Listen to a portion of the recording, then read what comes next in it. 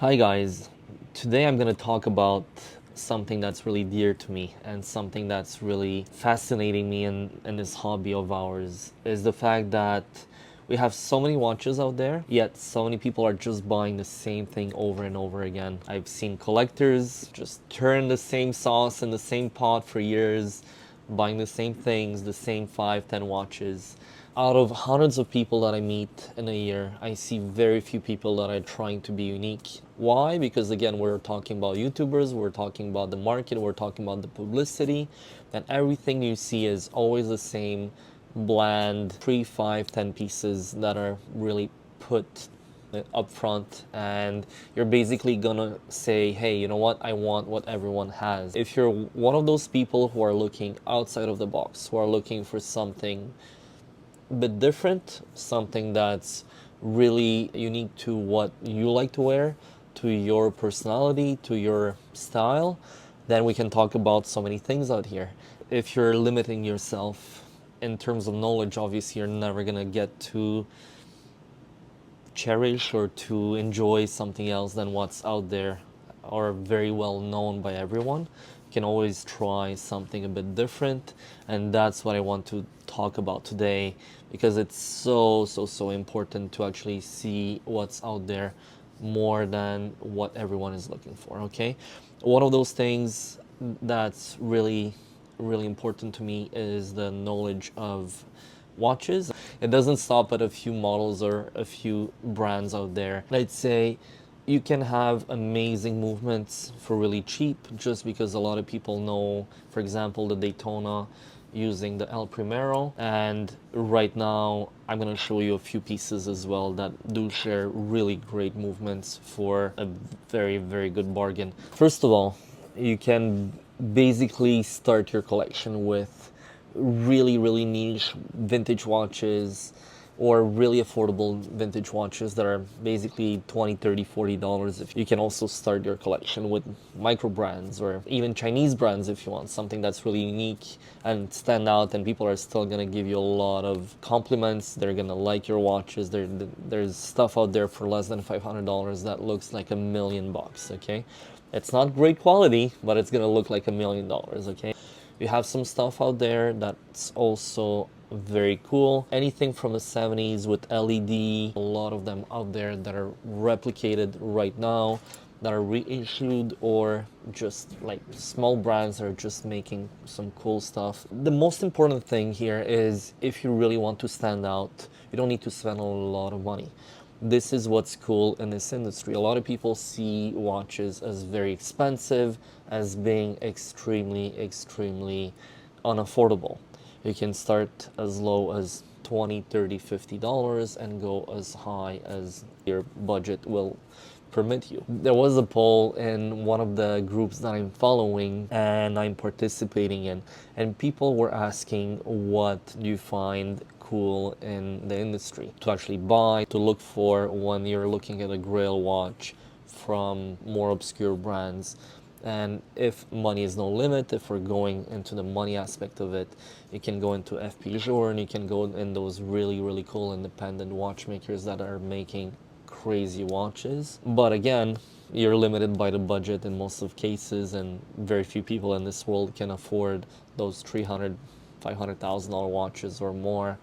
But you do have the choice to get really interesting watches for really cheap. Okay, for example, what I'm wearing today, because now we're in the aspect of buying and whatnot, I have an Orange K2 with the in-house movement, platinum rotor. You can find them on Chrono24, you can find them on different platforms, and they are amazing. It is the cheapest Swiss brand that's most probably all in-house, fully made, with collaborations by different companies, different people that are really interested into creating something unique. So a lot of people that have seen the watch are not impressed, or are just looking at it saying it's kind of a bland watch. But then if you look at the way the watch screws down, there's a GMT, it is a diver at the same time, it has a power reserve date, and the stack of the GMT hand that's hidden right under the hour hand is so close. Unless you really look for it, you're never gonna see it. It's really, really well made. And you also have a 24-hour basically counter on the side, which tells you for night or day basically. And then at the back, that's where everything is happening in terms of the impressive part is the way the movement is made. All of that for basically the price of a Datejust. Let's say an entry level Datejust from the 90s, or even a vintage one right now is quite expensive if you're looking for a good one. Therefore, you can have amazing watches, technologically very advanced, very, very good for a fraction of the price of something that's much higher end. If this was a Patek, if it was a Audemars Piguet or anything else that's very, very renowned, you'd end up paying multiples of that, 5, 6, 8, 10, 15 times of what this is here. And then if you go into the independent brands that are making a few hundred watches a year or less, you are talking of hundreds of thousands of dollars. That's why in this industry, the knowledge is key if you want something that stands out in terms of pricing. Again, you have quality, you have after sales service with certain brands, you have amazing after sales service. You do have tools that come with those watches, including this one has a bracelet, box, papers. The presentation is just insane.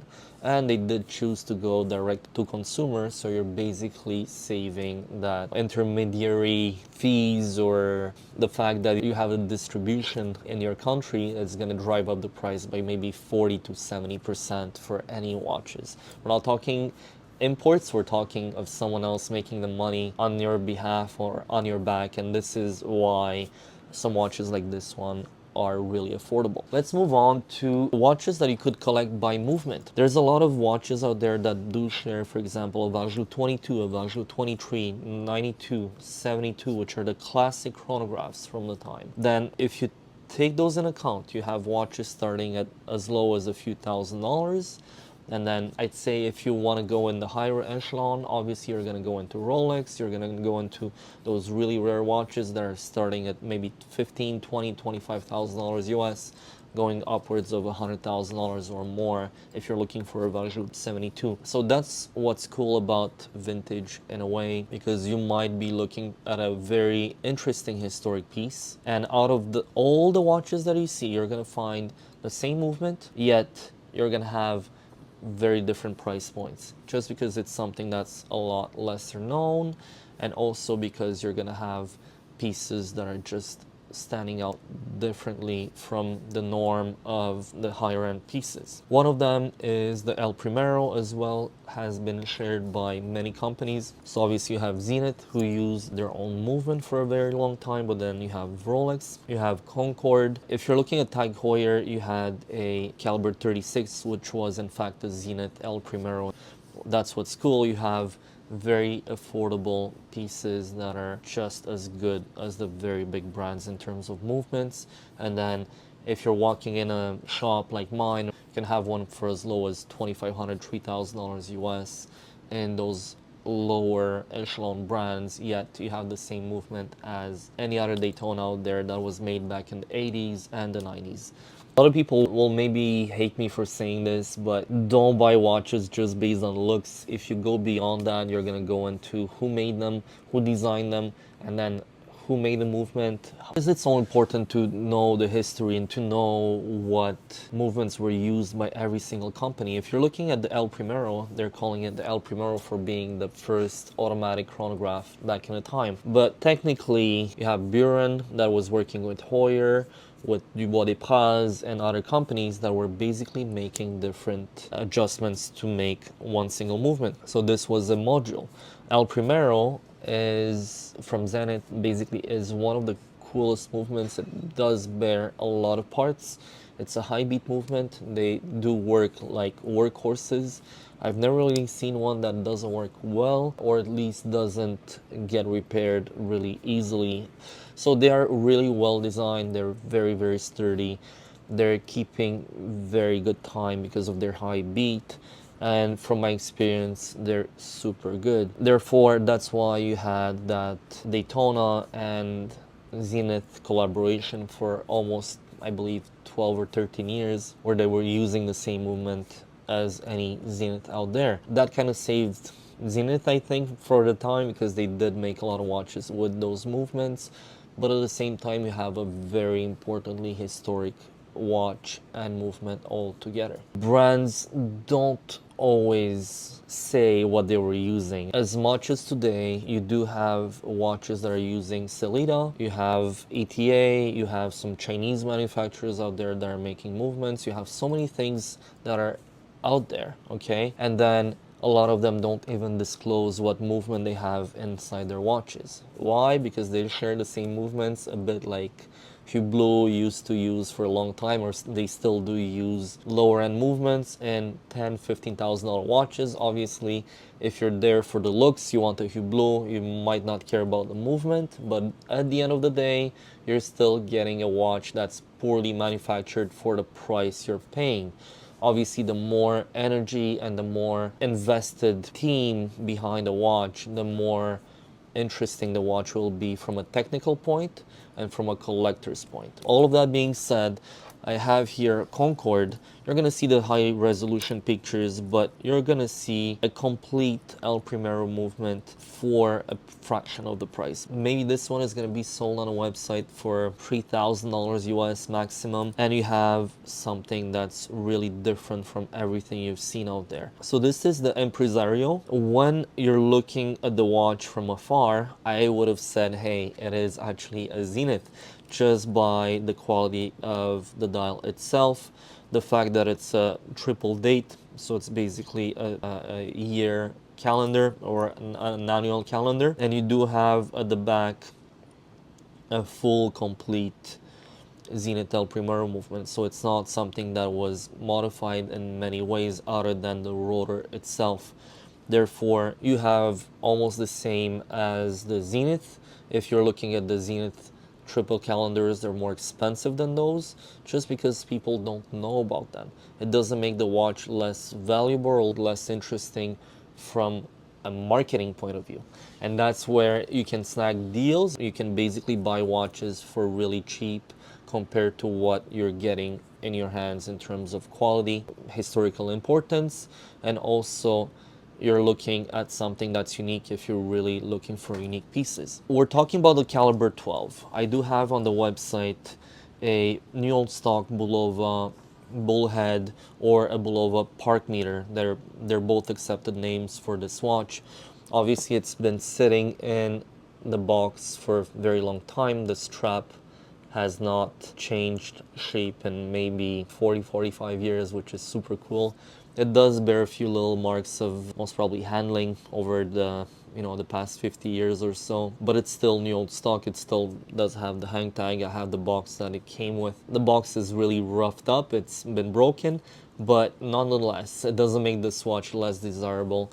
And we're looking again at something that's unique in terms of design, and you have a caliber 12 that was again designed by Heuer, Buren, with the, I think there were like 4 or 5 companies all together back then putting those watches or those movements all together. So this one does have a Buren automatic movement, and then you have a whole module for the chronograph that's on top of it, which makes it very, very interesting from a design point of view at the time. Today it's a lot more accepted, or it's a lot more predominant in complication watches or in something that looks similar to this.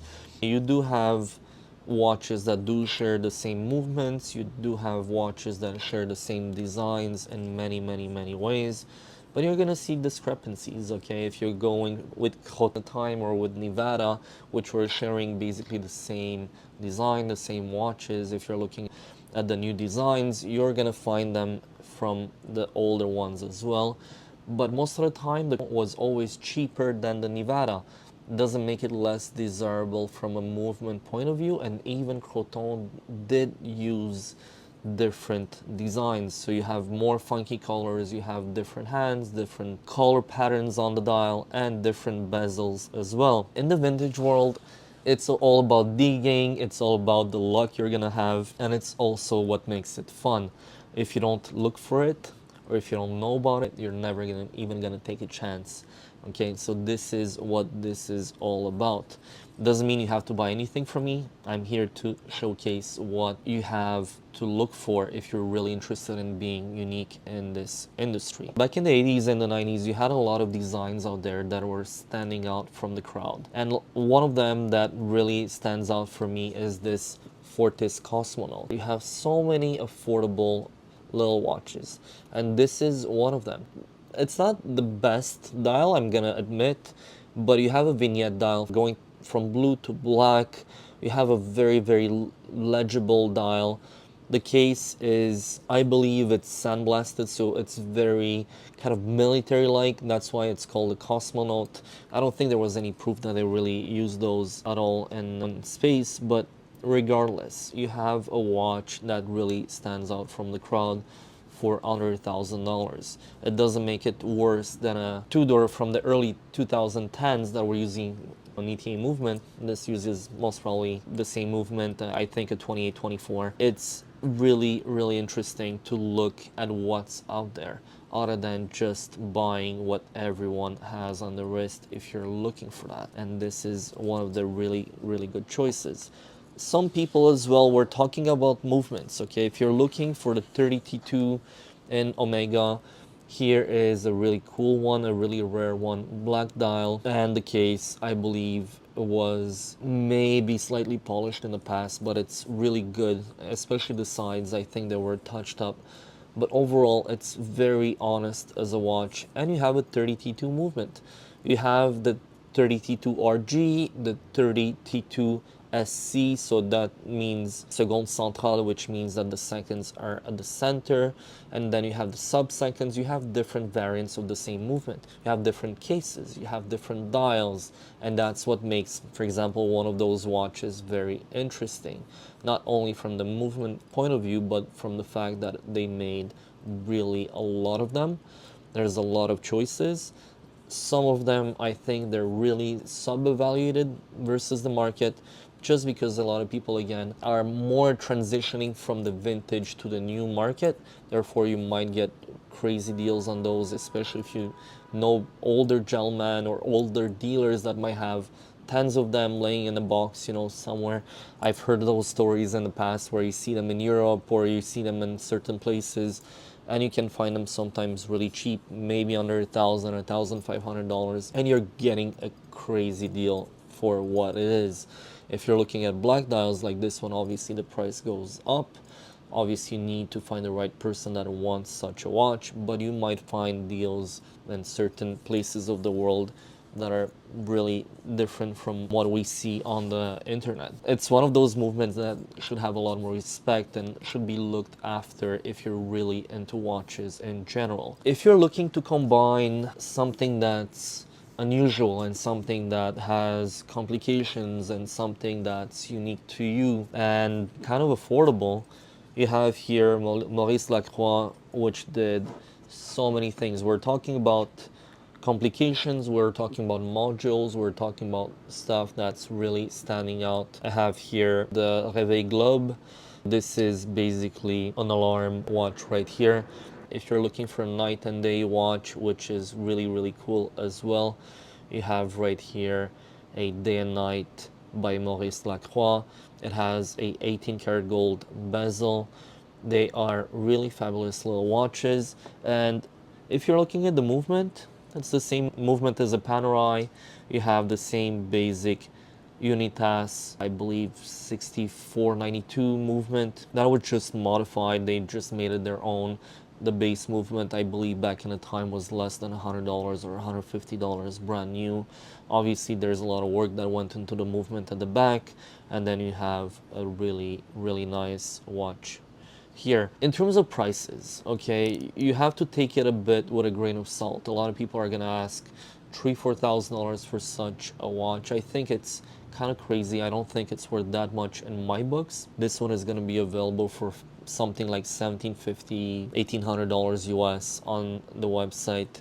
If you're hitting me up, it's going to be listed a bit higher, but if you want, or if you're really interested, this is what I'm looking for. This one, it's cool, it's interesting, it's different. If you're looking for that, this is one of the watches that stands out. Anything that has complications, some companies, they did take the endeavor of doing something really, really affordable, let's say under $5,000 or under $10,000 in most cases. Obviously, the movements were a bit more affordable. They were not in-house. But when we're talking modules, the modules might cost quite a bit of money. And then just to have the applications on them was costing money. There was development and so on and so forth. So I do have a lot of respect for companies that were trying to do something different back then. Today, it's a lot less, let's say, Swiss-like to go really far and beyond from what we're seeing in the casual watches, just because a lot of watches like those are not easily sellable. Okay, not everyone is looking for something different. So the market becomes more and more bland in every single way. Therefore, the 90s and the 80s, you have really good choices, you have affordability, you have cost effectiveness if you're looking for something that stands out completely from the crowd. If you're looking as well, let's talk about Cartier. Obviously, right here I have a Cartier Tank Burgundy. I just bought it this morning. Super cool little watch. I just put a little band on it, brand new old stock, and I just cleaned up the case because it did have quite a bit of patina. But in general, if you're looking at Cartier, you can stand out with Cartier from the Cartier right here. This is basically costing almost or just as much as this one. This is newer, box and papers, and you have a unique look from Cartier. I just don't understand people wanting to look like everyone else, and I do like the fact that Cartier is still bold enough to design something new from every single thing that we know about them. It just stands out by the craftsmanship of the dial. Obviously, they most probably have a ETA or a modified movement inside. This is not so important when we talk about Cartier, but we're talking about looks. If you want an affordable watch under $4,000 Canadian, this is one of those that is really standing out completely from the crowd that we see so far from them. And this is what's cool about what we're doing. We're discovering things every day. We're discovering way different watches than what you see on a daily basis from YouTube, from TikTok, from all the dealers out there. I'm trying to keep prices here under the $5,000-$6,000 Canadian, just to showcase that you can find something that's really good yet relatively affordable. If you're looking at Sandos, for example, I have a Sandos here. It's a Typhoon. It is quite rare. This one is the orange dial. We'd never see the orange dial for sale anywhere. It's very hard to picture the watch, so it's not yet on the website. I tried many different ways to picture it. I kept the original crystal on the watch. Obviously from the front we don't see any defects, but when you look at the sides, because it's really thick plexiglass, you're gonna see crazing throughout the whole plexiglass. And they have a crazy dome, because this watch is rated at 1,000 meters. Most probably it's not anymore because I didn't do any waterproofing on it, but it's fully serviced, it's ready to go, but I just didn't have the time to do anything in terms of listing it. Again, you have something rare, you have something unique, you have something that's relatively affordable for a watch that really is a competitor of anything like the Seamasters or the Submariner from the 60s. You have something really different here. The case is asymmetric, the case is different, and you're looking at something that is really unique. So in general, you have a lot of choices from, again, I'm just showcasing a few things here that I had in the store. I just pulled them out in a few minutes. But you do have choices that are really good. And for people that are looking for vintage, okay, a lot of people are looking for bigger than 36 Datejust looking watches, or something that really is maybe bigger than the 34, the 36s from the time.